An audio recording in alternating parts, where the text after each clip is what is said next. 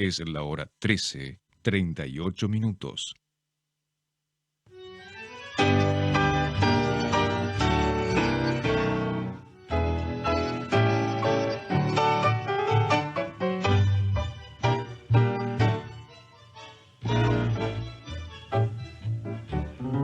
Muy buenas tardes a los seguidores y amigos de Cambalache.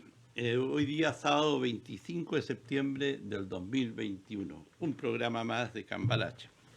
Como siempre estamos en los estudios de Radio TV El Pingüino con Arturo Storaker a mi derecha y a mi izquierda don Claudio Morán. Buenas tardes, Boris. Ambos panelistas estables del programa y quien les habla, Boris Estipici, conductor del mismo. Le damos las gracias a Pingüino Multimedia, la empresa periodística más grande de la región y de la Patagonia, que hace posible que lleguemos a sus hogares, a lugares de trabajo y en especial a Puerto Natal y Porvenir y a las estancias magallánicas. Cambalache siempre es y será un espacio de opinión política con comentarios muy personales de quienes los emiten. Analizamos desde otro punto de vista lo que pasa en Magallanes y fuera de nuestra región. Estamos en YouTube. Nos pueden buscar en esa plataforma digital como Cambalache El Pingüino. Amigos míos, buenas tardes Arturo, buenas tardes Claudio. Buenas tardes, Boris. ¿Por Claudio, dónde partamos? Oye, veo que Claudio se ve más bajo, debería ponerse un cojín para que quede a la misma altura, estaría dentro de la onda. Es que la izquierda se está achicando.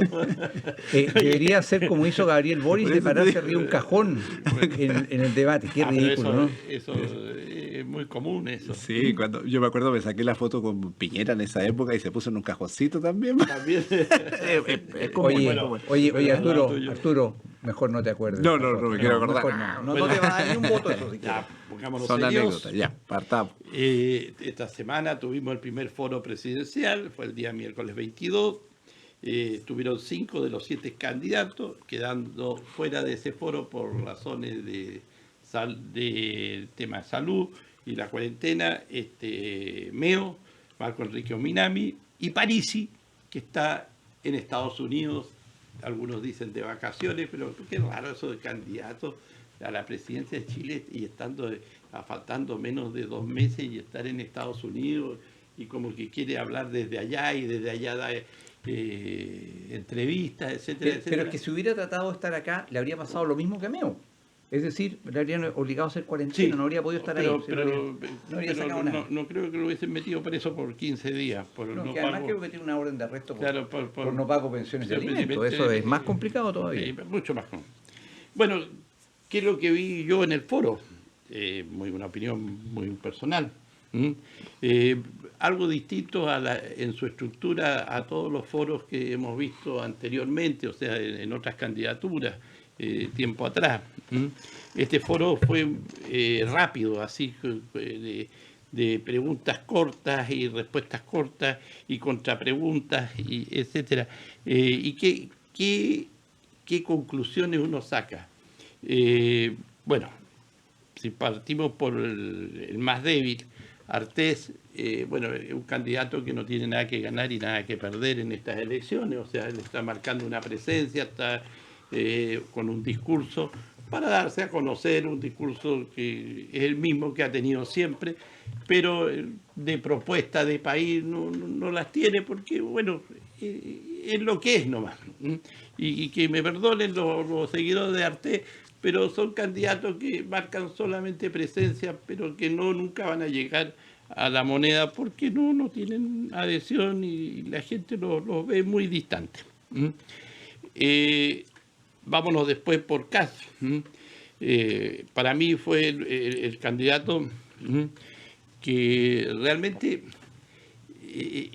hizo el papel que tenía que hacer en este foro. Yo lo vi así bastante irónico, sobrado, le pegó casi todo el foro, lo que duró, a Gabriel Boric, iba con ese norte, con todos sus esos hacia él, y de alguna manera cumplió su objetivo. Ahora, de repente, entre estas preguntas y contrapreguntas y respuestas, Gabriel Boric no lo pescó en algunas preguntas, como que le da lo mismo contestarle o no contestarle, a Kast. Y después, y esto me lo ratifica muchos otros comentaristas políticos, que el gran perdedor fue tu candidato Arturo Sichel, que no se lo vio como se creía que podía ser. O sea, estaba nervioso, lo noté nervioso, y no estaba seguro. Fue como diciendo, yo soy independiente, no tengo nada que ver con los partidos, y sucede que él estuvo en una primaria con Renovación Nacional, Evópolis y la UDI, y representa a esos partidos, y dice, yo soy independiente, pero yo sé que ser independiente es no pertenecer y estar inscrito en un partido, pero independiente no es más que eso, pero desde el punto de vista ideológico, desde el punto de vista político, él no es independiente, él hoy día está representando a una derecha, la llaman centro derecha, para diferenciarla de la derecha que representa Kast. Pero, según dicen, y yo lo comparto, fue el perdedor. Y siguiendo con el mismo tema, Yanna Proboste tuvo un pic bastante bueno, pero después se fue a tierra, y realmente la candidata Yanna Proboste en su momento la vi muy nerviosa, muy agresiva. No se fue a tierra, se fue a Wikipedia. A Wikipedia, muy agresiva en su momento, y creo que ella tiene que, a ver, en esta campaña presidencial, como no tuvieron una primaria como la tuvo Sichel y la tuvo Boric, ella está como que tiene que entrar a arremeter políticamente para equipararse con el resto de los candidatos. Y lo que tuvo, esa adhesión de la gente que tuvo en su momento, cuando era presidente del Senado y se enfrentó a Piñera por el tema de las ayudas sociales, los IFE, eso fue algo mediático, pero eso duró 3, 4, 10 días, y hoy día ya la gente no se acuerda de su intervención que ella tuvo siendo presidenta del Senado con respecto a ese encuentro que tuvo con el presidente Piñera. Y eso un poco, y para terminar, Gabriel Boric, que es el que hoy día puntea en las encuestas, todos le pegan a él porque siempre hay que ir a pegarle en un foro o en un encuentro político, es al que va primero, y él, yo creo que en un momento se vio un poquito nervioso, pero después, como diríamos, se aplanó y como que tomó control de sí mismo frente a este foro, en lo que estaban, en lo que significaba políticamente para los 5 candidatos que estaban participando. Pero, ¿qué tenemos en el futuro? Vamos a tener otro foro donde ya va a estar Marco Enrique Ominami, que es como polemista, es bueno, y realmente ahí se va a ver la fuerza política en el discurso entre Boric, Sichel, y bueno, y Kast, y más el mismo Meo, que el gallo va a ir yo creo que él sabe que no es ganador, pero va a ir a golpearle, y vamos a ver a cuál de los candidatos le golpea más, si a Kast, a Sichel o a Boric. Bueno, ese es un resumen para entrar en este no debate entre nosotros tres, sino más o menos que cada uno tenga su opinión de lo que fue este foro y de lo que va a venir de aquí para adelante. Partamos con Arturo y después vamos con Claudio. Si estuviéramos en debate yo te habría dicho no te voy a aceptar las palabras, pero bueno. Yo creo primero que hay que ver que los primeros debates siempre lo ven los más políticos, ¿eh? O sea, la gente que esté más interesada en la política. A medida que avanzan y se va graduando la cosa, regulando, yo creía que la gente se empieza a definir en las últimas semanas. No es que el primer debate va a marcar que cambió el mundo, uy, lo hizo bien, lo hizo mal. Lo primero es que los candidatos a los extremos, en este caso obviamente Kast y al otro lado Boric, están en la zona de confort, porque no tienen, viene un discurso que ya lo tienen súper asimilado todo el tiempo, si ellos no van a cambiar nada, ellos tienen como un público heterogéneo, perdón, homogéneo. Entonces no tiene mucho que, oye, ¿usted está de acuerdo con que no haya matrimonio igual? Sí, yo estoy de acuerdo. ¿Usted está de acuerdo con eso? Sí, es fácil. Entonces, lo único que haces tú en esa posición es tratar de sumar los que son tuyos. O sea, ¿cuánto llega tu crecimiento? Ahora son crecimientos agotados, ¿ah? Porque cuando hay homogeneidad, la homogeneidad se agota. En cambio, los que van hacia el centro juegan con dualidades. Gente que está con una cosa así, con la otra no tanto. Entonces, es difícil afinar los discursos. Un discurso, llamemos que es para un público heterogéneo, mucho más complejo que para un público que piensa como yo. Si piensa como yo, ¡bravo! Le hiciste bien, compadre. ¿Ah? Este sí que es el hombre de los principios. Entonces, me ha tocado en muchas conversaciones. Oye, Kast lo hizo bien, mira, pero son gente de derecha que tradicionalmente está en ese ámbito. A mí lo que me interesa es esa cuota de centro indecisa, que es muy fuerte. Porque esto es una campana, ¿no? Las elecciones no es que estén los polos los más grandes, sino que en el centro está la mayoría, centro izquierda, centro derecha, llamada así para definirla y cambiar los polos. Ahí es donde a esos candidatos les cuesta bajar, pues, ¿eh? La bajada se le hace súper difícil. Entonces hay que tener cuidado, porque hoy día están, si ustedes ven a Boric, usted está contra la FP, hay que abolirla. ¿Y qué le sacan en cara? Bueno, simplemente aquellos puntos que ha sido a través de su trayectoria, que lo demuestran como indeciso, cambiante, que ha tenido contradicciones, etcétera. Y Kast ha tratado de no estar en ese juego, ¿eh? Sin contradicciones, siempre los mismos principios. Entonces te queda el sándwich del medio, ¿eh? Ellos son mucho más fácil, porque obviamente en la parte central las igualdades sobre pensamiento varían mucho. Yo te diría que ahí decir, mira, yo estoy a favor de la AFP ya es un problema, porque hay mucha gente de centro-derecha que no está a favor de la AFP. El cuarto retiro, hay mucha gente que no está de acuerdo con él, y otra que sí está de acuerdo con el cuarto retiro. Entonces, el discurso económico es complejo, ¿ya? Si tú no convences, porque la derecha, en mucho de su espectro, lo que se diga en materia económica es lo que los convence, ¿eh? Es cómo se va a manejar la economía. Vienen todavía con los resabios de antes lo que ocurrió en el estallido social. Entonces hay un tema que la gente tiene que analizar, que dar ganador y perdedor a esta altura. No, yo creo que simplemente la encuesta lo que señala es que el candidato obviamente puede estar estancado, que tiene que mejorar su performance. El otro está captando simplemente lo que creemos que es el techo. Y después, en la próxima, es cuando ya empieza la carrera. La primera es como que es la primera largada nomás. Hay algunos quemaron todos los cartuchos y ya no tienen nada más que ofrecer. Otros van a afinar su discurso.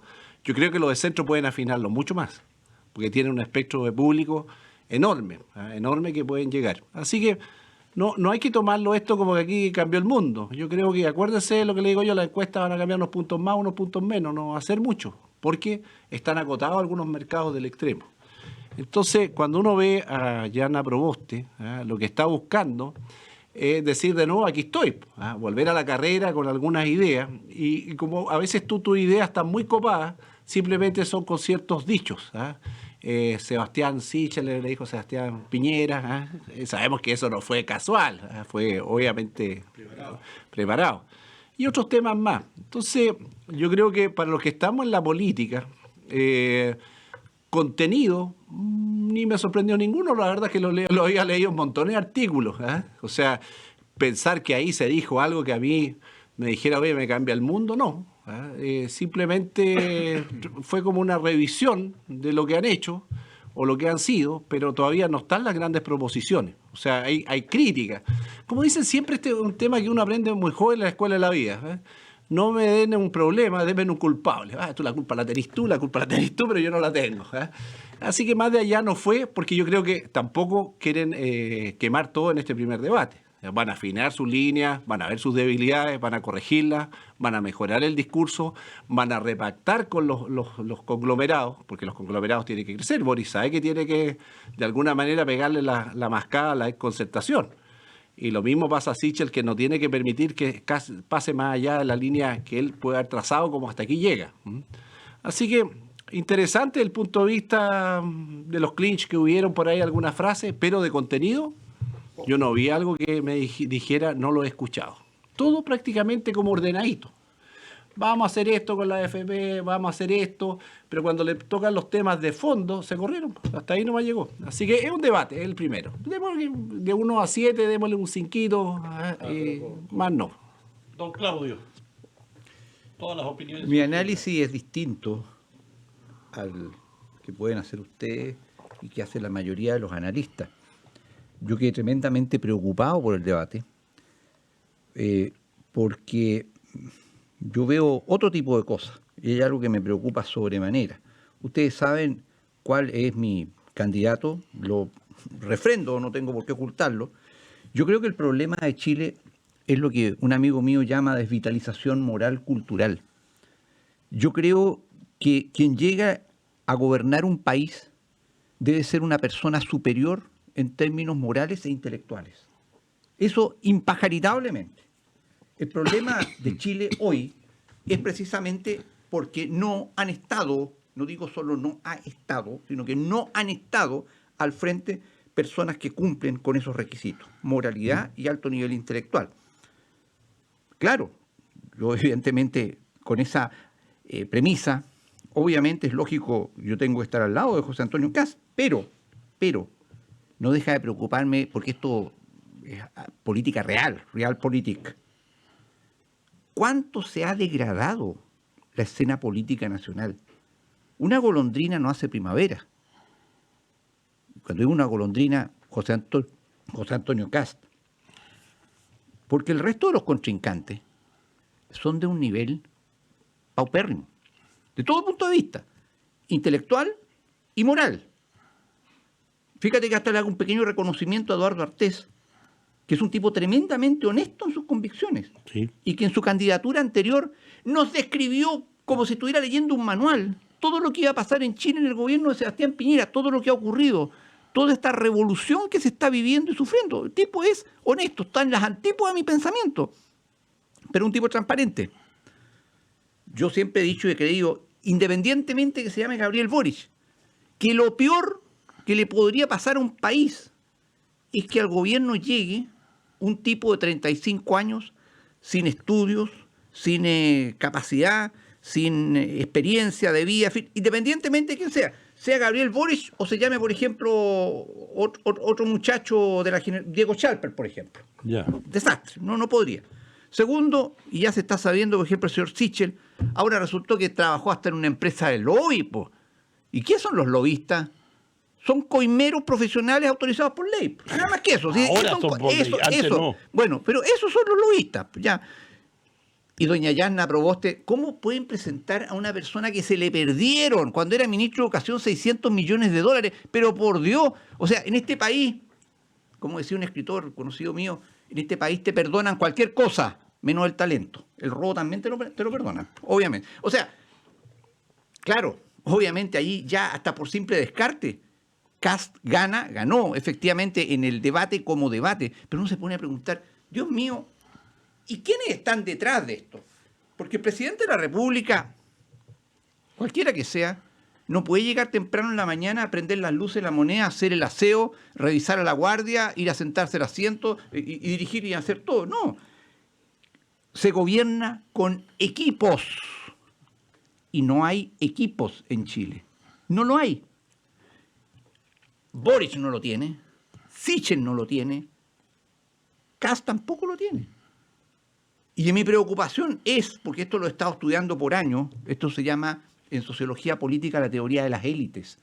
No hay élite en Chile, no, élite, olvídense de la gente con plata. En este país se cree que todo es plata. No. Los del plata son platudos, pero no son élite.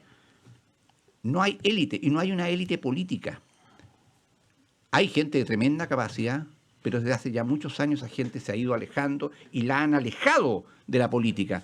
La política hoy es un reducto privativo de los más mediocres y los más sinvergüenzas, si esa es la verdad de las cosas, transversalmente hablando. Veamos lo que está pasando en Vitacura, Las Condes, San Ramón, etcétera, en todas partes, Viña del Mar, todas partes. ¿Sí? Este es un problema generalizado. Y uno se empieza a preguntar, ¿y qué grupo tiene la capacidad realmente de darle un buen gobierno a Chile en el futuro y asegurar sacarlo del hoyo en que está metido? Porque Chile está metido en un hoyo, eso es indiscutible. Es que la hipocresía ya no puede seguir tapando el hoyo.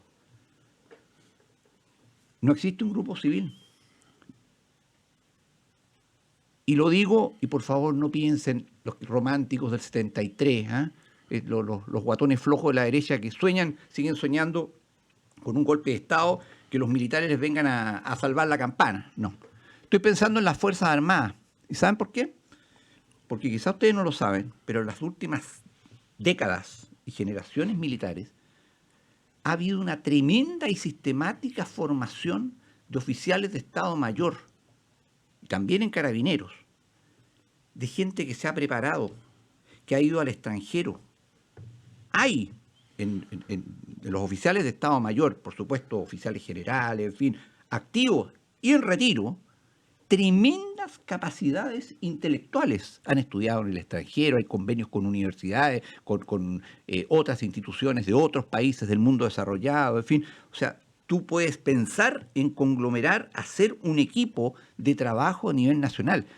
Este gobierno ha sido un verdadero desastre, pero no le echemos la culpa solamente al desastre que está en la moneda. Es porque no hay gente. No hay gente. Países como Francia, por ejemplo, desde hace ya muchas décadas, generaciones, no puede aspirar a ningún cargo en la administración pública de mínima importancia alguien que no haya pasado por algo que se llama algo así como Escuela Nacional de Administración Pública o algo por el estilo. Por ahí pasan todos. En Chile, cuarto medio y eres seremi, cuarto medio eres intendente, cuarto medio eres ministro. Es que eso no puede ser. Es una brutalidad. ¿Cuál es el resultado de todo eso? Como nos decía un amigo nuestro, lo podemos mencionar el otro día, Mario Andrade. Oye, Claudio, me decía, me da vergüenza ver a esta, para que seamos inclusivos, del actual gobierno, que están trabajando por Sichel, hablando, oye, y el cargo, y yo quiero hacer esto, y que... Por Dios, o sea, la única concepción, y en la izquierda sabemos que es igual o muy parecidos, todos aspiran a cargos, o sea, la política se traduce en llegar a cargos, sentarse a hacer nada, estar 4 años y cobrar sueldos millonarios. Y esta semana, y con eso termino, lo quiero relacionar esto con lo que conversamos por teléfono el otro día, en esta región hay un verdadero símbolo de la incapacidad y de la miseria a que ha caído el Estado de Chile, el Estado. El ex hospital regional, donde hubo un incendio en una casona, no sé si al frente, al lado, qué sé yo, pero es un verdadero hoyo negro, una zona de sacrificio urbana aquí en plena ciudad de Punta Arenas. Nadie ha sido capaz de solucionar eso. Y eso que está evidenciando, que el Estado de Chile hoy no saca un burro de un pantano. Pero ¿qué es el Estado? El Estado es la actividad de la clase política. Y esta clase política, que la vimos en el debate, si esos son los líderes y los candidatos, los líderes, entre comillas, los que están para abajo y detrás, Dios me libre, pues. Dios me libre, la gente que hay detrás. O sea, un país no puede ser gobernado por gente chanta. Y a eso hemos llegado, el chanterío de la clase política, el chanterío de los que aspiran a cargos públicos, que no tienen ninguna capacidad de enfrentar y menos resolver los problemas del país. Y ojo, y con esto termino, se nos viene un tiempo espantoso. El gobierno ha presentado proyectos de ley de presupuesto rebajados los gastos ordinarios en un 22%. ¿Saben lo que eso significa? Lo vamos a ver durante el programa. Bueno, pero antes de pasarte la palabra, si quieres replicarle de las ideas que tiene Claudio. Pero para mí, en este foro, que le dio la oportunidad a todos los 5 candidatos a interpelarse entre sí. Lo vieron que se interpelaban. Pero los candidatos no demostraron interés en abordar temas de fondo, sino que utilizaron su tiempo rápido, ese tiempo rápido porque iba corriendo el reloj, para perjudicarse uno a otro en pequeñas cosas. Entonces, se fueron a la información y desinformación de asuntos personales de uno de otro, de decirte, mira, tú hiciste eso, tú piensas acá, tú fuiste allá. Pero a lo que quiero llegar, que no se marcó, y algo lo dijo Arturo, y que yo estoy de acuerdo, en cosas fundamentales, 5 ejes de su programa, de cada candidato de su programa de gobierno, que aquellos que tuvieron el interés de verlo a través de la televisión o escucharlo a través de la radio Bio Bio, de alguna manera ver cuál es la diferencia en temas fundamentales en el programa de cada uno de los candidatos. Voy a poner un ejemplo. Por ejemplo, haberle Y ahí hay un trabajo de los periodistas también. Porque si yo tuviera que entrevistar a uno de los candidatos o al candidato, yo le preguntaría, por ejemplo, ¿usted está de acuerdo en que tengamos un IVA diferenciado en su gobierno? Pero que lo diga con argumentos de peso, y que si está de acuerdo, que lo diga por qué está de acuerdo. Y si no está de acuerdo, que también lo diga por qué significaría dentro de la economía del país y de los ingresos que el país tiene, porque uno de los impuestos más importantes que hoy día tenemos, el impuesto al consumo, que es el IVA. Entonces, cosas como esas. Claro, uno dirá, oye, pero ese tema quizás no es tan importante, pero sí es importante para la gente, porque tener un IVA diferenciado te aumenta la capacidad de gasto de poder usarlo para que tu sueldo de alguna manera indirectamente crezca, ¿no es cierto? Y porque no hay que olvidarse que hoy día el 19% de lo que uno consume, del sueldo que uno tiene, de los ingresos que uno percibe, ese 19% se va al fisco de Chile. Bueno, y de ahí se maneja este famoso presupuesto, de ahí sale este presupuesto que el otro día el presidente de la República, Sebastián Piñera, nos informó por cadena nacional que vamos a tener 84.000 millones de dólares para el presupuesto del año 2022. Y mire, y cuando uno compara cuánta plata tienen acumulado los trabajadores a través de la AFP, 133.000 millones. O sea, hay 50.000 millones de pesos más que el presupuesto de un año del país. Cosas como esas, a veces las estadísticas, las comparaciones son buenas para que quien nos está viendo y escuchando en la televisión piense y relacione este tema de las platas, del fisco y de lo que significa, y de las platas que están emposadas y que manejan las administradoras de fondos de pensiones, plata de los trabajadores.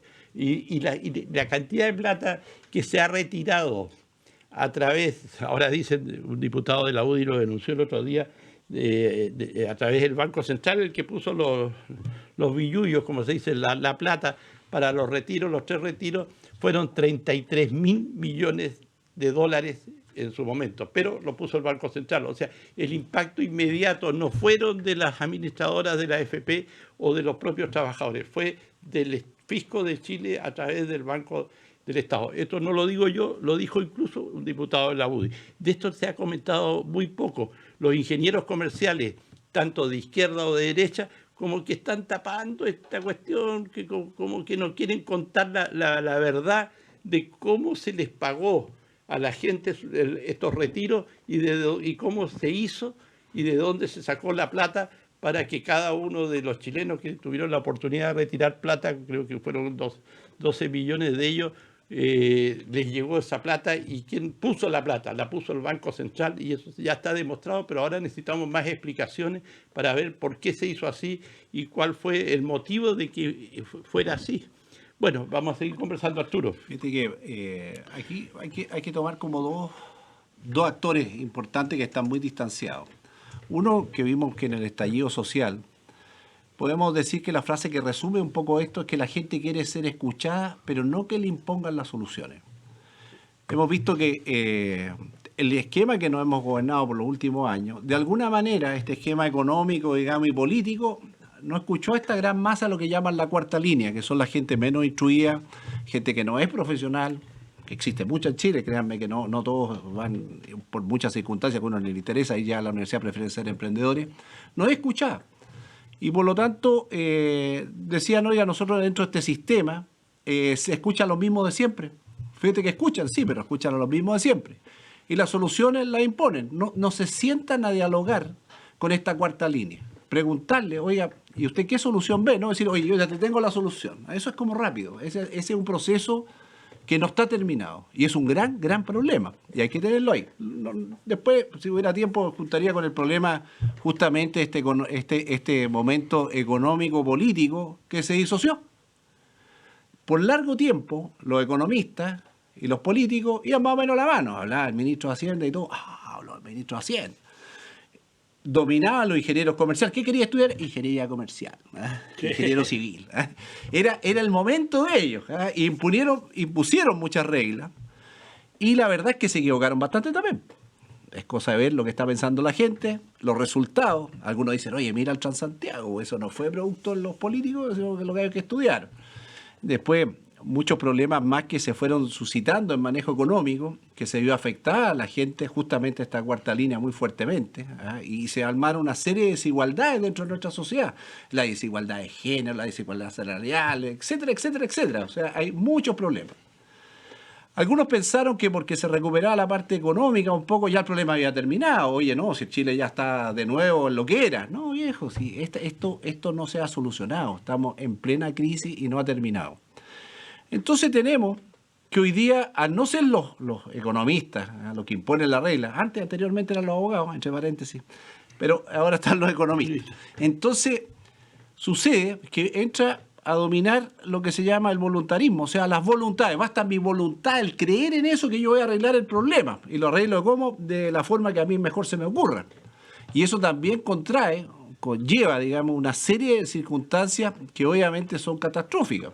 Y eso va a venir un poco de populismo, soluciones diferentes, pero hoy día hay una disociación clara en la materia económica con la materia política. Ustedes ven, oye, el 4, estos gallos lo único que hacen es equivocarse, y que hablan de la inflación, no sirven para nada.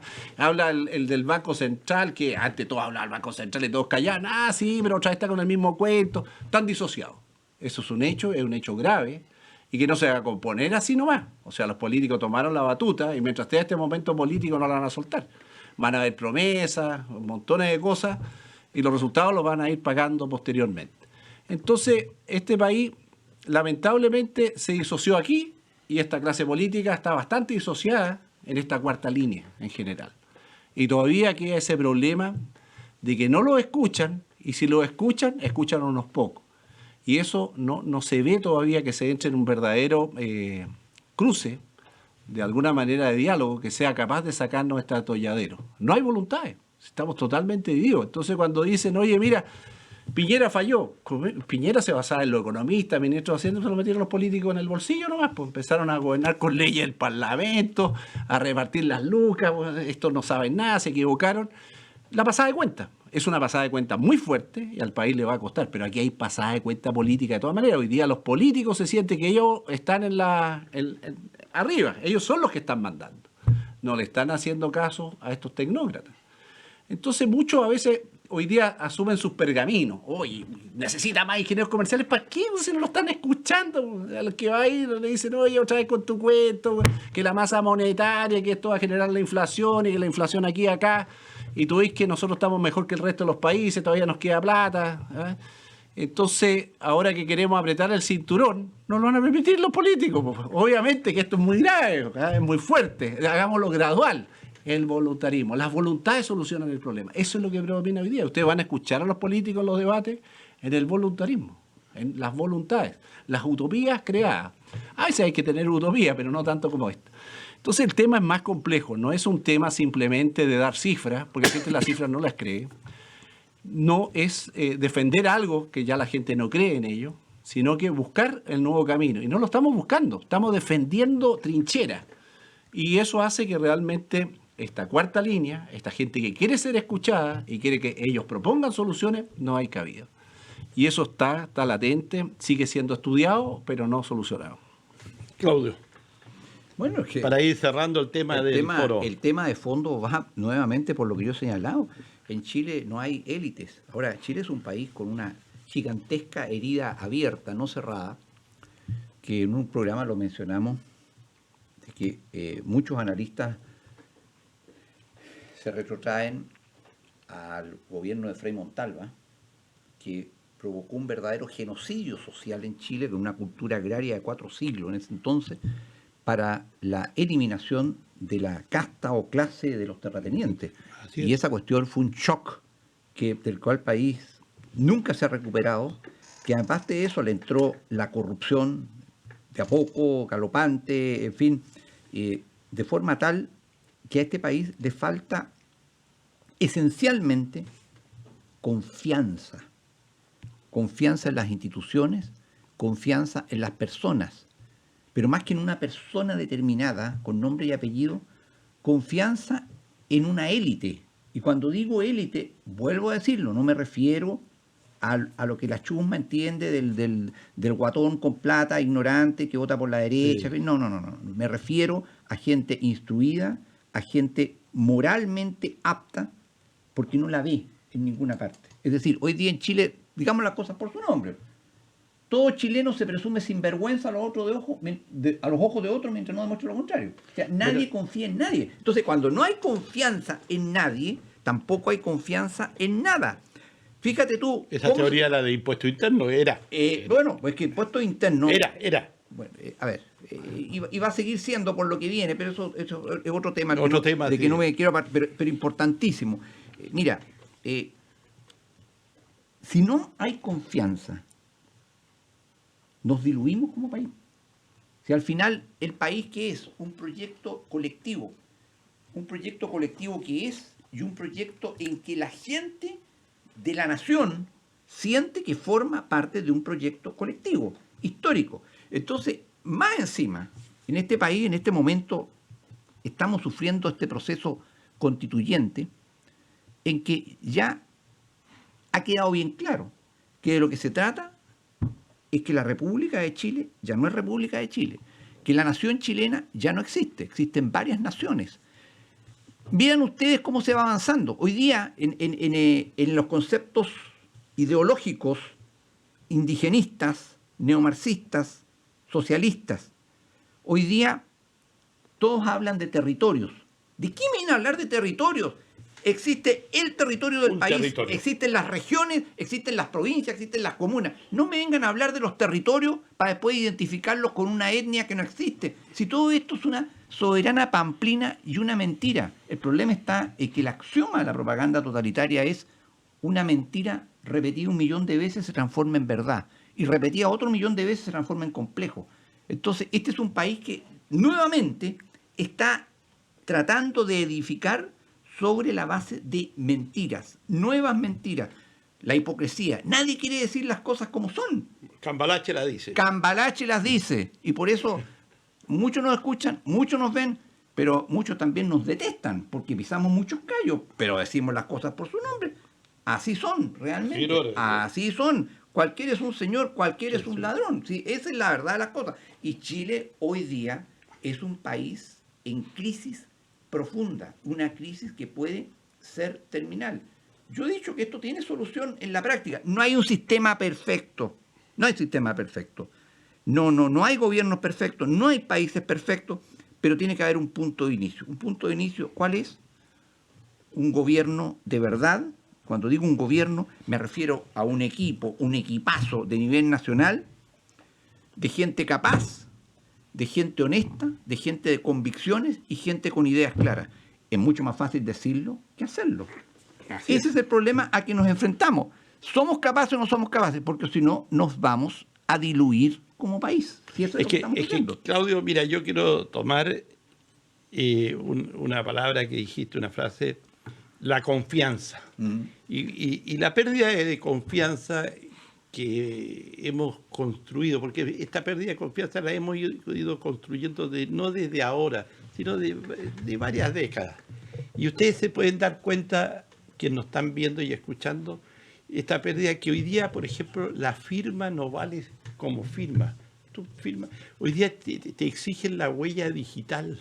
¿Sí? ¿Te das cuenta? Ahora, ¿por qué te exigen la huella digital y te exigen un montón de vericuetos que tú tienes que poner para decir que fuiste tú el que lo hiciste? Porque se ha perdido la confianza. Hoy hay día una desconfianza. Y lo vimos en este tema, la última inscripción de las elecciones, con el tema de los notarios. Hasta los propios, no hay confianza ni en los notarios. No, pues.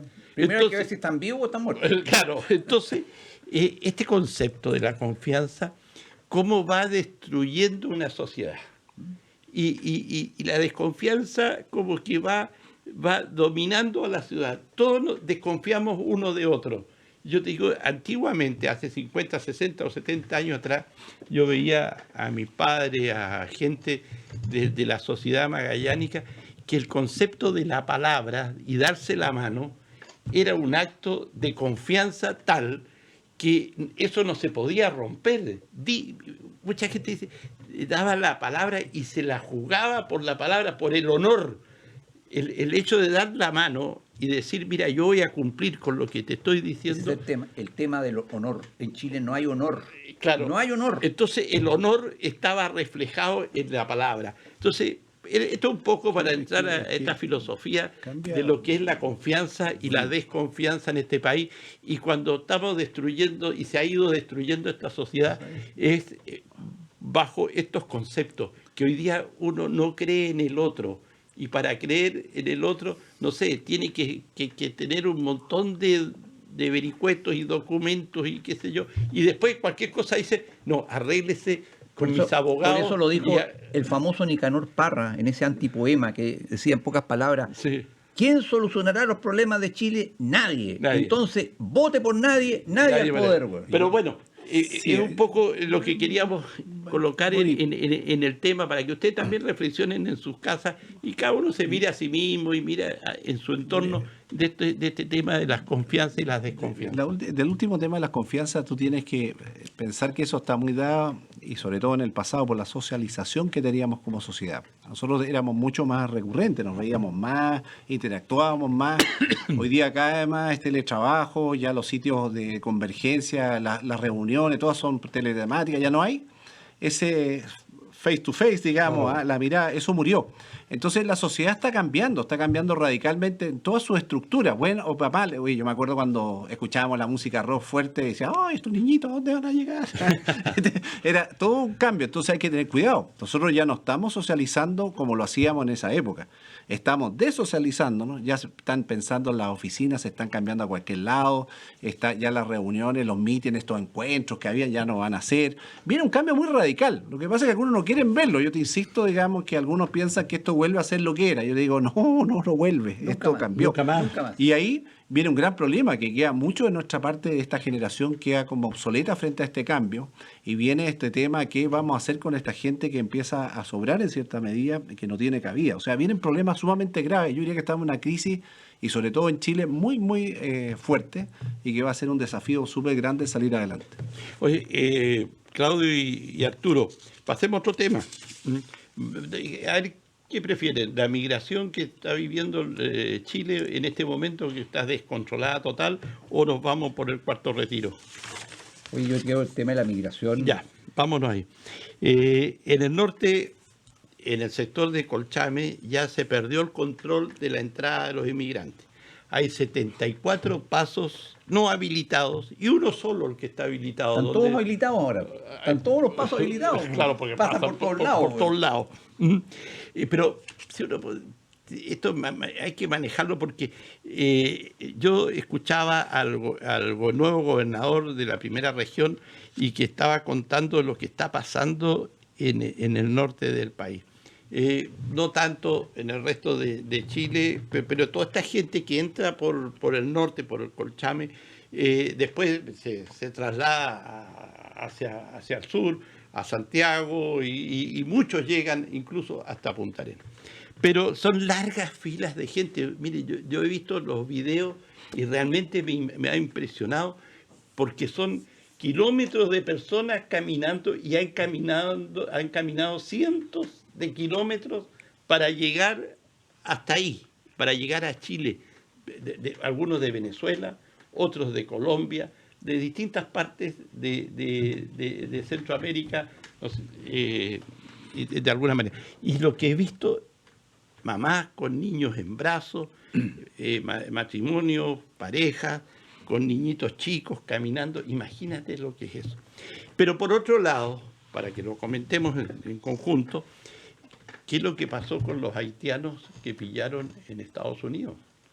Encontraron 430, 440 carnés chilenos votados, ¿no es cierto?, de haitianos que estuvieron indagando y les pagaban el IFE.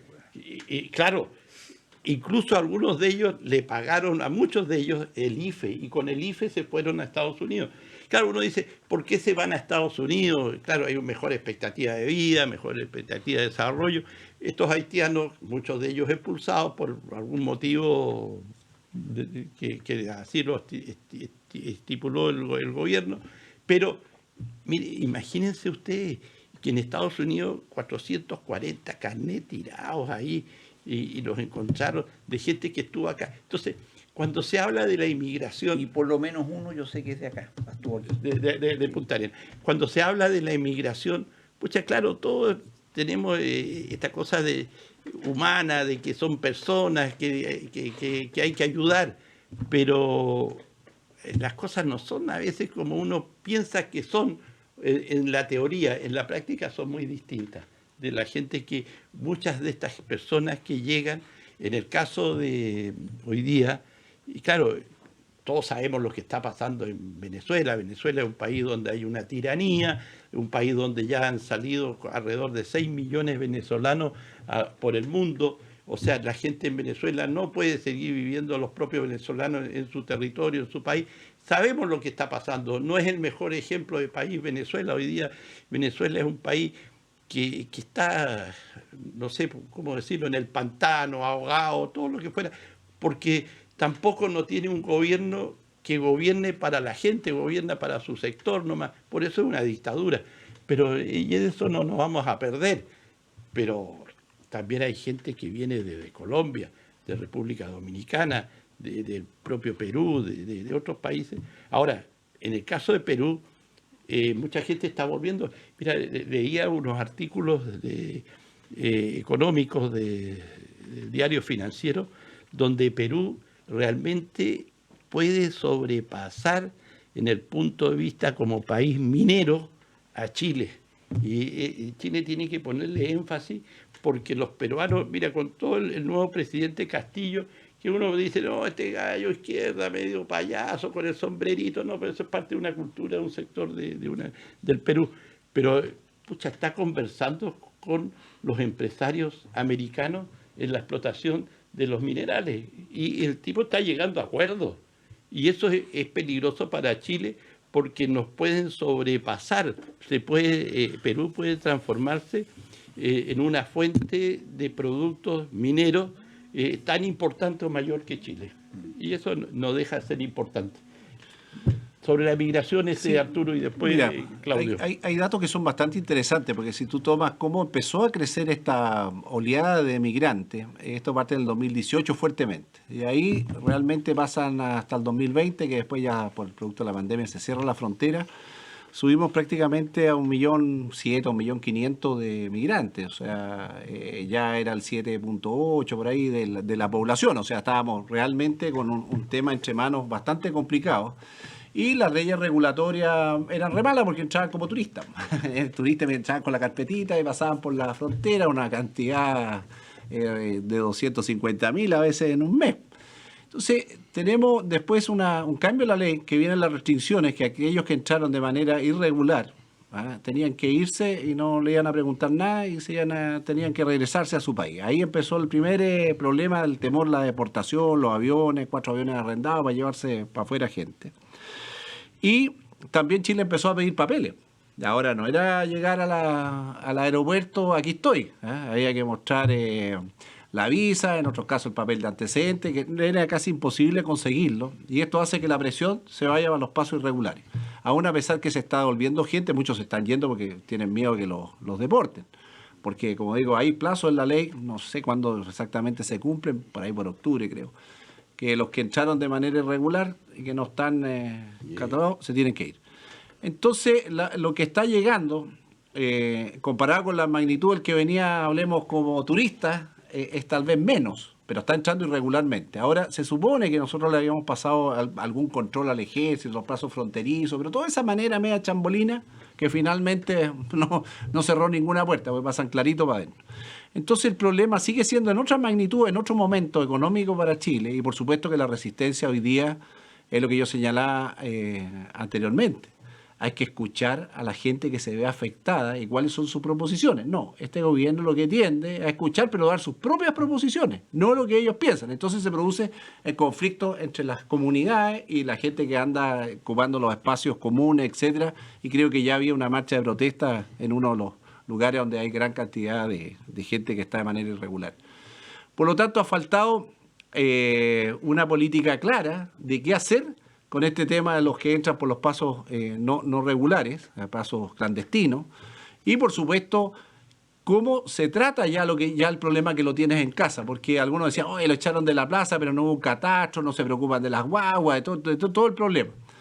El problema es que a veces las comunidades están generando una seria resistencia a este tema y muchas autoridades se dividen. Algunos ven la parte humanitaria, que es muy bueno verla, pero otros lo único que dicen es cuándo se van, cuándo se los llevan a otro lado, cuándo vuelven a sus países. Acá la situación no está como antes, nos empiezan a quitar fuentes de empleo, porque hay que pensar que los emigrantes no solo traen a veces cosas positivas, mano de obra inexistente, que es Escobar, ¿no es cierto?, cosas que no quieren hacer los chilenos porque ya no es el trabajo que les gusta, pero tiene todas las partes negativas, que a veces son explotados, a veces traen delincuencia, donde no hay registro ninguno de ellos. Entonces es una balanza muy complicada. Y si ustedes ven qué pasa con los políticos, uno opinando ahí, sí es cierto, pero no es menos cierto, esto es bueno, pero esto es malo, el país debería ser sin frontera, otro no, hay que cerrar todas las puertas. Sí, ni un acuerdo. Las leyes durmieron en el Parlamento. Bueno, aquí Claudio puede decir cuánto tiempo tuvieron paradas las leyes en el Parlamento para ponerse de acuerdo. Y finalmente, ¿qué sale? Un mamarracho. Entonces tenemos un problema grave. No hemos querido afrontarlo. Es un problema que está agudizándose en el mundo producto de la crisis. Nosotros ya estamos entrando en crisis, me parece que somos mejores que los otros. Ya algunos quieren escapar todo a Estados Unidos, por supuesto, el sueño americano. Pues acá el sueño chileno era más complicado. Ya dejó ese sueño. Entonces hay problemas de fondo. Pero yo diría hay que volver a la esencia misma del problema. A los primeros que hay que escuchar son la gente que se ve afectada por este problema. Nosotros no estamos escuchando, estamos simplemente una élite opinando, porque no nos afecta. Si yo no estoy metido en el problema de la plaza, no, mira, esto hay que verlo con alturas de mira. Sí, pero todos los países, ¿qué están haciendo? Poniendo restricciones, poniendo cada vez más problemas. Solamente aquellos que cumplen ciertos requisitos, que entran por la puerta ancha con los papeles adecuados, que no son terroristas, que tienen cierto grado de necesidad del país, etcétera. Acá no ocurre. Así que estamos con un problema entre manos y, por supuesto, ya hicimos lo que teníamos que hacer. Frente a un problema que hacemos, busquemos culpables. Yo escuchaba ahí al gobernador de nuestro lado, Piñera ya se va, viejo, el problema te quedó ahí. O sea, es un problema no resuelto, es un problema que los pasos fronterizos no están siendo debidamente controlados. Y no sabemos qué hacer con ello. Eso es definitiva. No hay suficiente pega, no hay capacidad de darle un bienestar a estas personas que vienen a buscar una mejor vida, justamente por los problemas que tienen sus países. Y finalmente la solución que le estamos dando, oye, devuélvete a tu país. Así de simple. Pero mira, Claudio, te paso al tiro la palabra. Claro, yo entiendo que el que abrió el portón, pero no la puerta de la emigración, fue el gobierno de Bachelet. Bachelet, a través de los jesuitas, le pidieron las Naciones Unidas de que Chile podría recibir una cantidad de migrantes, ¿de acuerdo? Más o menos 1 millón de ellos. Hoy día hay 2,5 millones de migrantes en un país que dice tener 18 millones de habitantes. Pero, ¿qué decía una entrevistada en la televisión que la escuché ayer? Decía, pero el presidente Piñera, cuando fue a Cúcuta con el presidente de Colombia, nos invitó que vengamos a Chile. Hubo una invitación a los venezolanos en la frontera de Colombia con Venezuela, y donde estaba el presidente haciendo ese discurso de invitación. ¿Te acuerdas? Después vino el estallido social y todo el asunto. Cosas que, claro, uno dice, pero ya pasó, ¿qué tiene que ver? Pero miren ustedes cómo los venezolanos que hoy día están entrando a Chile se acuerdan de eso y dicen, ustedes nos invitaron, ahora denos facilidades para poder desarrollarnos acá en el país. Claudio. El tema es mucho más serio de lo que en este hipócrita país se quiere ver. Porque en este país se trata de tapar el sol con un dedo. Todo simplecito. No, si no es tan simplecito. Tienes que atar varios cabos sueltos. En realidad, Arturo, nosotros empezamos a tratar este tema el año 2017, acá en Cambalache. Me acuerdo muy bien de la fecha. Y eso fue a raíz de que yo, bueno, por razones de orden profesional, viajaba mucho más antes, ahora con esta estupidez de la cuarentena obligatoria al regreso, que termina después del 30 de septiembre, porque no la pueden sostener si no hay estado de catástrofe. No viajaba en el último tiempo, pero yo viajaba regularmente al extranjero, y me tocó muchas veces viajar en el mismo avión, con un avión más de la mitad entero fletado, con pasajes comprados en otro país, a través de terceros países, nunca se sabe el flujo de las plata, lleno de inmigrantes haitianos con ropas prestadas. Vi todo el show de la organización, las carpetas amarillas, en fin, que tienen documentación, plata y todo lo demás para entrar, toda una maquinaria organizada. Pero esta cuestión es mucho más seria, repito, de lo que la prensa lo expone. Los políticos, la oligarquía política chilena, primero no tiene ni capacidad intelectual ni tiene moralidad para opinar al respecto. Y cuando digo esto me refiero al gobernador de Tarapacá, al senador tal o cual, al presidente de la República. Porque la verdad es que todo es livianito, porque además como presidente de la República vive tan asustado frente a este tema, como que la parada militar la quiso justificar, entre comillas, con la cuestión del homenaje a los caídos por el COVID, como si tuviera que justificarse una parada militar, si la parada militar es un valor en sí mismo, como la Navidad en la cultura chilena, ¿no? Pero bueno, como él vive con miedo a todo, la inmigración que está sufriendo Chile no es una migración. Primero, no es migración, es una invasión de base ideológica. El globalismo, como doctrina propugnada por las Naciones Unidas, dice que el migrar de un país a otro es un derecho humano y que los Estados miembros están obligados a recibir a los que llaman migrantes. Porque es una forma de comunismo a la antigua, pero a la inversa. En vez de quitarle a los ricos para darle a los pobres, en vez de quitarle directamente a los países más ricos para darse a los países más pobres, sacan a los pobres para que se vayan a meter a los países más ricos. Ese es el esquema básico. Todo este esquema globalista se trató de plasmar, o se está plasmando en la Convención de Naciones Unidas, que formalmente Chile en este gobierno no quiso firmar, no se atrevió, pero que en el hecho ha estado implementando exactamente igual, con todas las protestas y la presión de la extrema izquierda, que es la propugnadora de esta libertad y fronteras abiertas, en que claramente se le dice al Estado de Chile: usted tiene la obligación de sostener, recibir a estos migrantes, porque Naciones Unidas le ha fijado tal cuota y tiene que recibirlo, y tiene que mantenerlo. Entonces, hay un compromiso de orden ideológico. Efectivamente, el gobierno de Bachelet, no sé cuántos centenares o miles de millones de pesos le traspasó al servicio jesuita al migrante. Yo vi las publicaciones de los decretos en el Diario Oficial en su época, precisamente para que fletaran aviones como la línea aérea Lao, que fue un verdadero escándalo, que se formó única y exclusivamente para traer gente de Haití acá. Yo puedo entender la migración de Perú, de Bolivia, de Argentina, hasta de Colombia, pues, por último. Pero cruzar el mar desde el Caribe para llegar acá, esa cuestión es absolutamente falso. Con el agravante, además, que en Chile también se falsean las cosas, hay informes de inteligencia, que no voy a decir cuál es su origen, que te hablan de que es por lo menos el doble la población migrante que entró a raíz de estas políticas a Chile. Lo demás son cuentos. No, tenemos el Ministerio del Interior, tenemos 1.400.000 y tal. Mentira, tienen el doble. No, son 2.500.000 hoy día. Entre 2.500.000 a 3 millones. Y más de la mitad están afincados en la región metropolitana. Y esa es la razón por la cual hoy día Santiago, en términos reales, tiene 10 millones de habitantes. Y lo demás son cuentos. Bueno, nos han reventado en todo sentido. Las calles de Santiago, los bandejones centrales, parques, etcétera, estén llenas de carpas. Todos quieren llegar a Santiago. Bueno, ¿quién sostiene, quién mantiene esto? Iquique, Antofagasta, en fin. ¿Y qué tiene esto que ver? Y por eso vuelvo al factor ideológico internacional. ¿Por qué todos van en caravanas hacia los Estados Unidos? Porque es la presión sobre el país que todavía es el más rico del mundo para que deje entrar toda clase de migrantes que van a sacarle a los países. Yo soy un convencido que un país es como la casa de uno. Yo dejo entrar a quien yo quiera a mi casa.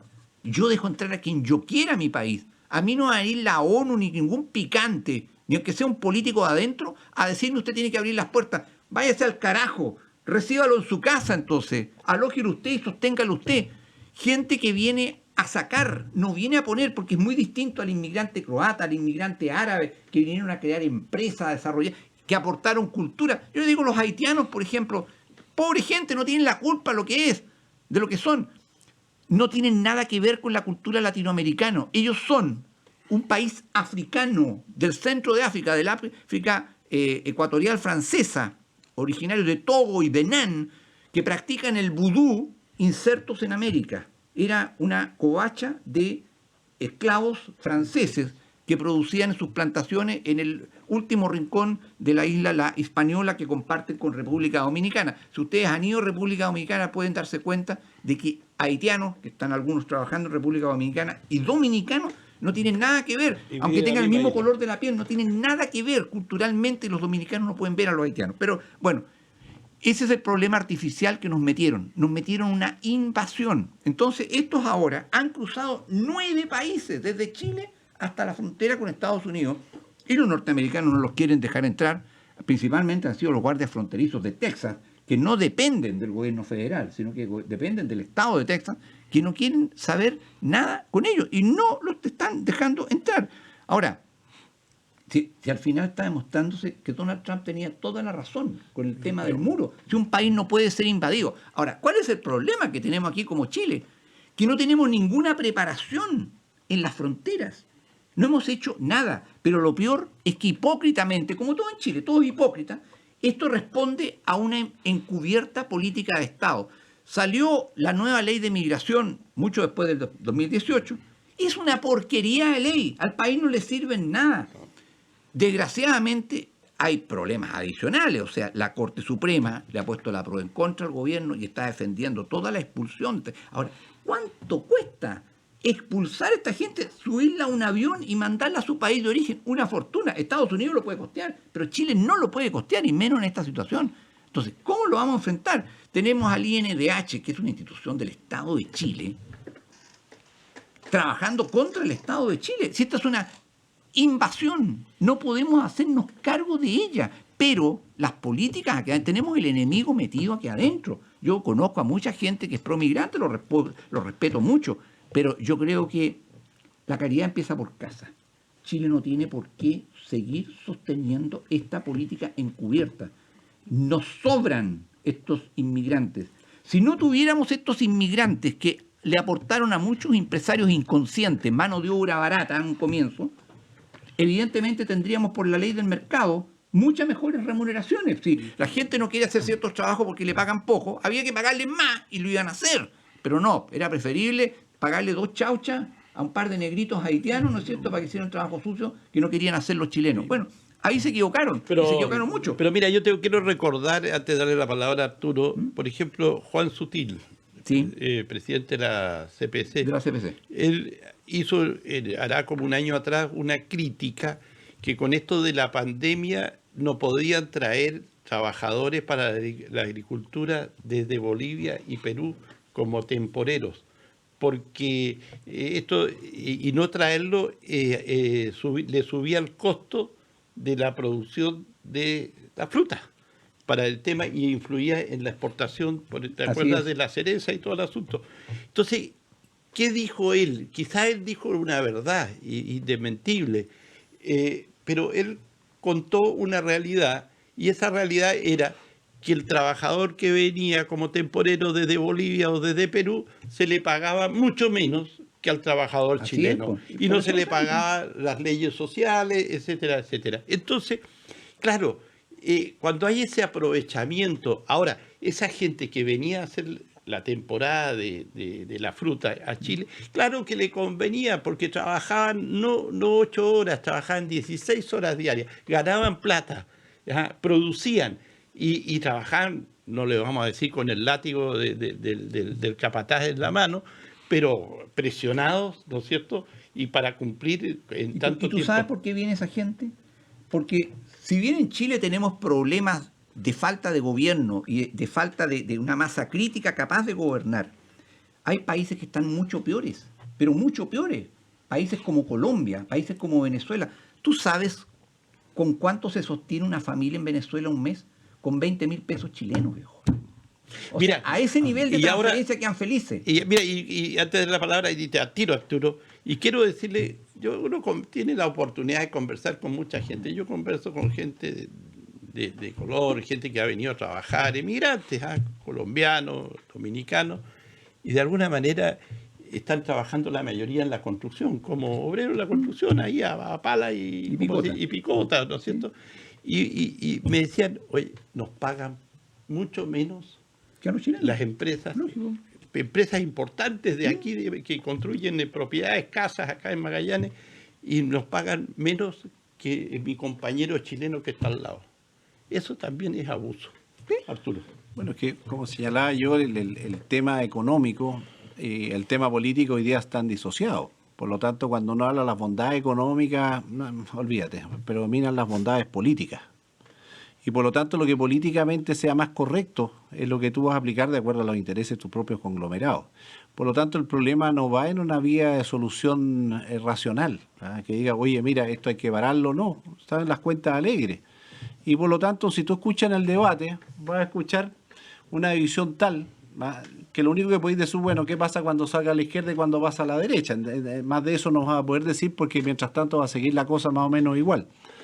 Ahora, indudablemente que esta cantidad de gente que no está regularizada, porque sabemos que hay, de acuerdo a los números, 1.700.000 hasta el 2020, pero son muchos más, todo eso puede ser explotado, puede ser maltratado, puede sufrir una serie de cosas. Además se han ido concentrando en ciertos lugares donde hay 3 y 1, digamos, hay 3 chilenos y un emigrante, hay sectores que se han ido adueñando, como ha sucedido en los países. O sea, se empieza a producir un fenómeno que es predecible, pero que nadie lo quiere manejar, porque ya no te miran el tema económico, cómo le va a afectar el salario al lado, cómo va a ser esa persona percibida por la comunidad, cómo va a ser integrado, qué ayuda tiene. No está definido eso, ni le interesa definirlo.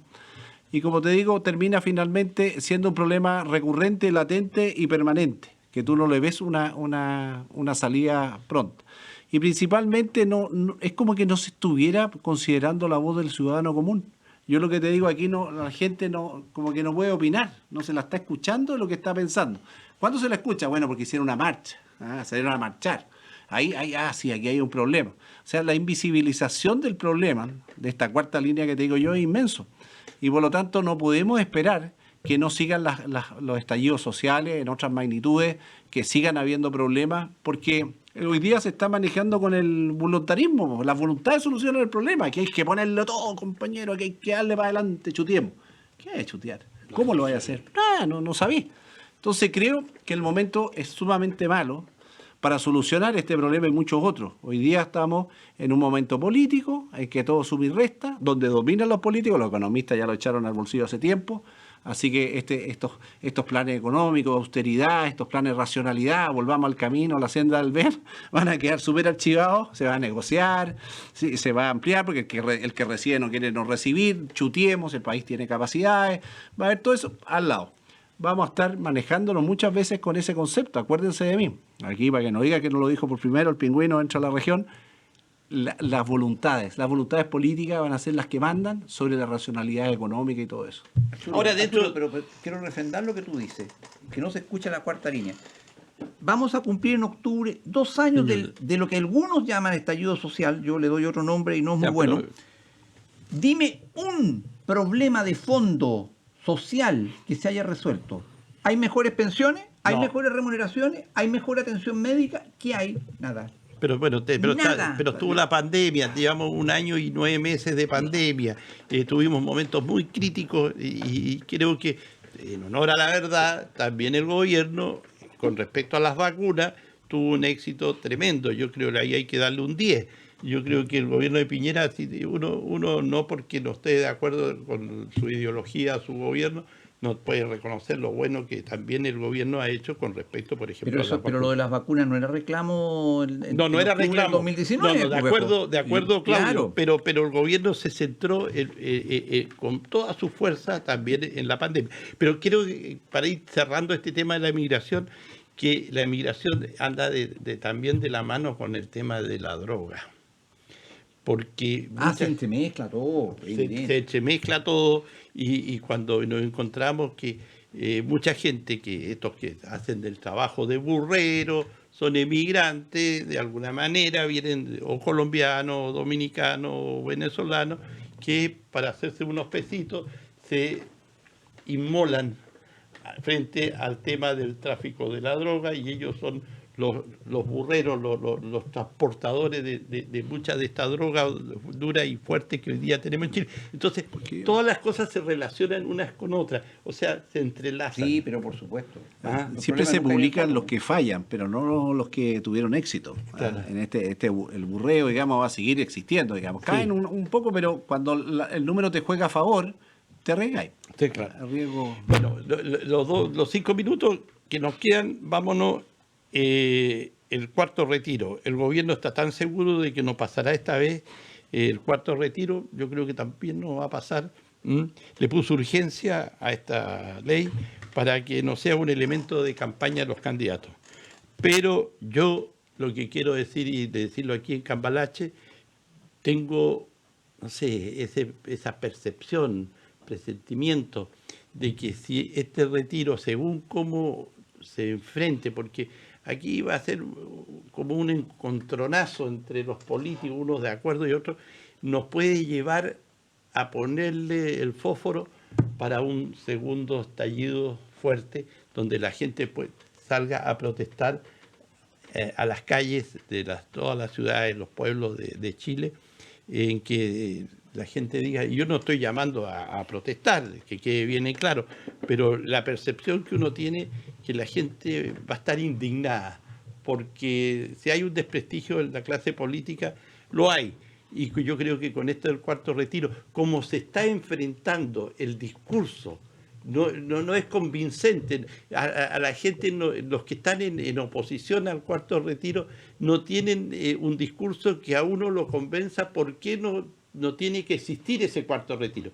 Y los que sí están de acuerdo son más convincentes porque dicen la gente se está muriendo de hambre, no tiene plata, no tiene para poder salir adelante, para hacer sus emprendimientos. Te toca. Mira, cuando a mí todo el que me ha tocado hablar de este tema quiere el cuarto retiro, yo digo francamente, o sea, sí. No hay ni diciendo ni pío ningún argumento económico. Dice, oye, yo quedé cesante, necesito la plata, tengo mamá enferma, tengo compromiso, o sea, hablemos que la parte del que puede retirar, quiere retirar. Mira, quizás algunos querrán cambiarlo para APB, no sé, pero como que quieren retirar la mayoría. No me ha tocado con muy poco y digan, no, esto es un abuso, no. Yo creo que ahora esto que un ministro haya retirado, que uno dice, bueno, si no era ni siquiera ministro podía retirar, pero va generando esa indecisión que está oscilando. Yo creo que la Cámara de Diputados cada vez se ve más cercano a que lo apruebe. Ahora, seguimos caminando, obviamente, a un tema de qué es lo que viene después, que no lo queremos mirar, porque obviamente las pensiones se están deteriorando, ya dos quintiles se quedaron sin plata. Entonces, ¿cómo vamos a arreglar ahora el tema? Además que lo hemos hecho mal, porque la posibilidad de recuperar, cómo se recupera, piensa tú que en el retiro de las aseguradoras, la verdad es que se podía retirar, pero era una frescura lo que hacían las aseguradoras, salió mal la ley, o sea, además legislan mal. Entonces, tú dices, oye, mira, algunos piensan, bueno, como sacar la AFP, que todo se vaya al bolsillo, se acabó. Otros dicen, oye, no, un país como el nuestro sin el ahorro individual no puede caminar, porque el tema, este reparto no funciona. Entonces, tú estás en una incertidumbre AFP desprestigiada, que obviamente quizás su error fue no haber vendido mejor su propio esquema, que ellos buscar la rentabilidad y los problemas generados eran más de los gobiernos de turno. Entonces, está ahí en un dilema que la gente quiere sacar la plata. Y eso la presión a su diputado, a su senador, es evidente. Algunos quizás ya se van y puedan ponerse un poco más, pero la verdad, no sé dónde está ese votante que dice yo no voy a retirar la plata. No lo he visto. Bueno, ahora voy a recorrer algo de las casas, así que voy a aprovechar de preguntar. Pero mucha gente tiene esa necesidad, que no caen en los IFE. Porque era gente que en la familia tenían 2 buenos ingresos, cayó uno y quedaron con deudas que no les sirve el tema. Necesitan llegar a los fondos AFP. Entonces, el que digamos se han retirado 54.000 millones y eso genera todo un esquema, a nadie le importa un pito. ¿Qué crees que te diga? Don Claudio, eso es precisamente el tema de fondo. O sea, ¿hacia dónde apunta esto? Pero ya muchos se han sacado la careta y han dicho claramente que lo detrás del cuarto retiro está la desaparición del sistema de la AFP. El problema está en la aplicación del dicho, el remedio es peor que la enfermedad. En el sentido que lo peor que le puede pasar a un país es quedarse de la noche a la mañana sin un sistema de pensiones.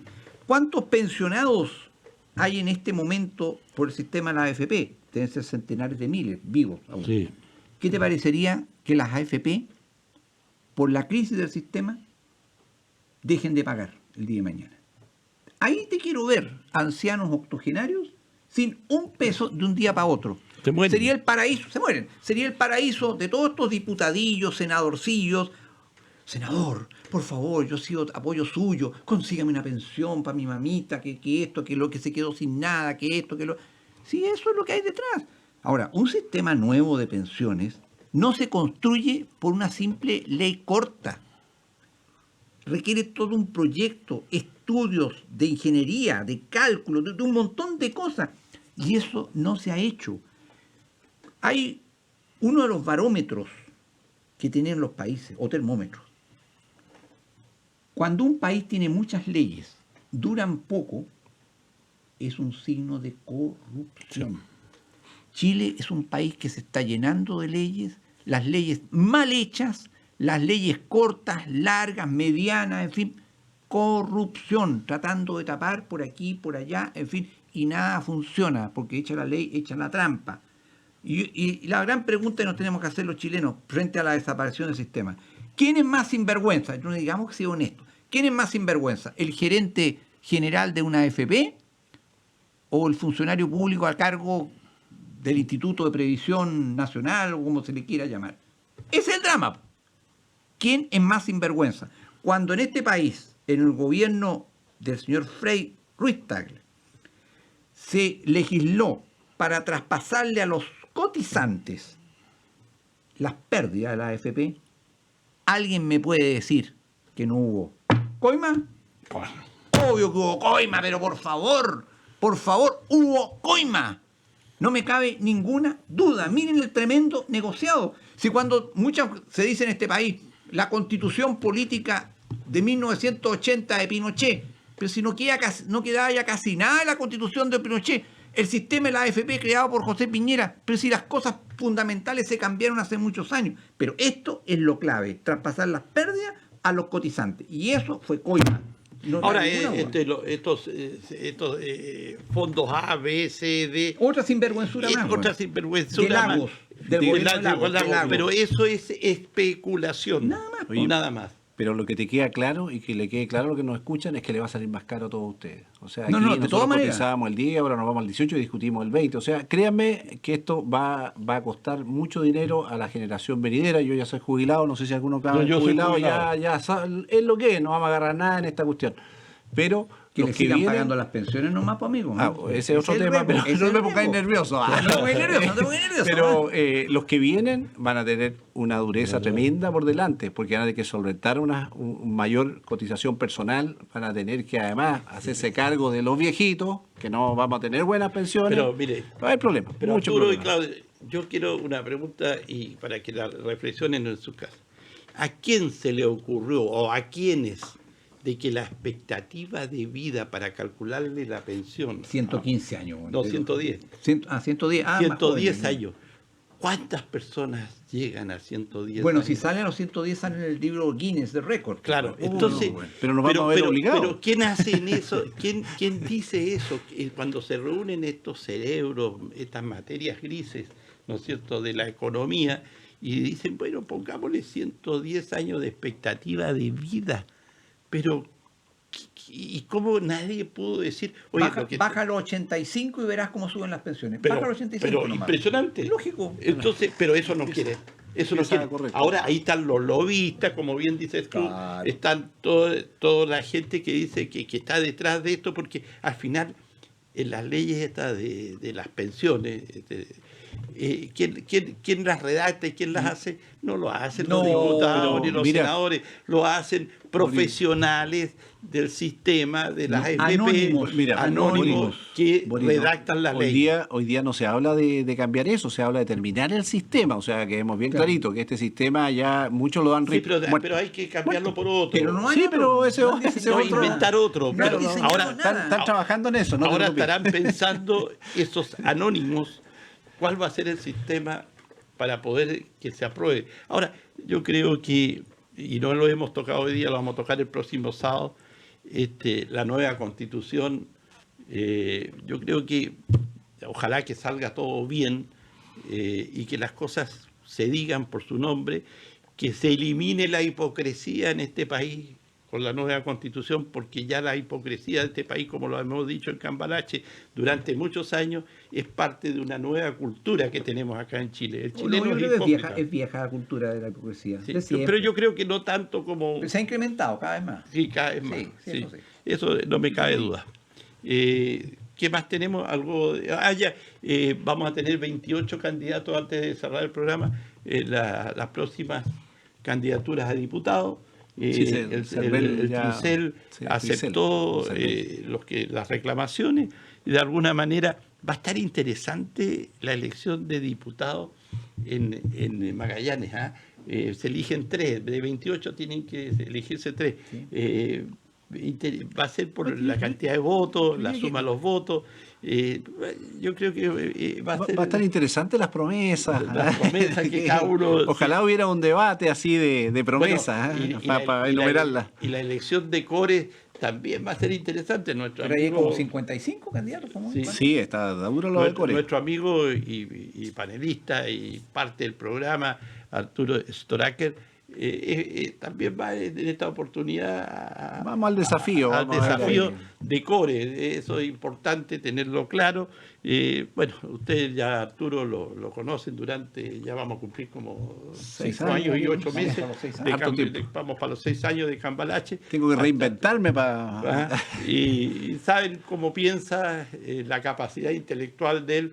Y yo creo que fuimos Core 8 años, compañeros ahí. Fundadores los Core. Fundadores. No hablemos mucho. Trabajábamos bien, lo hacía bien.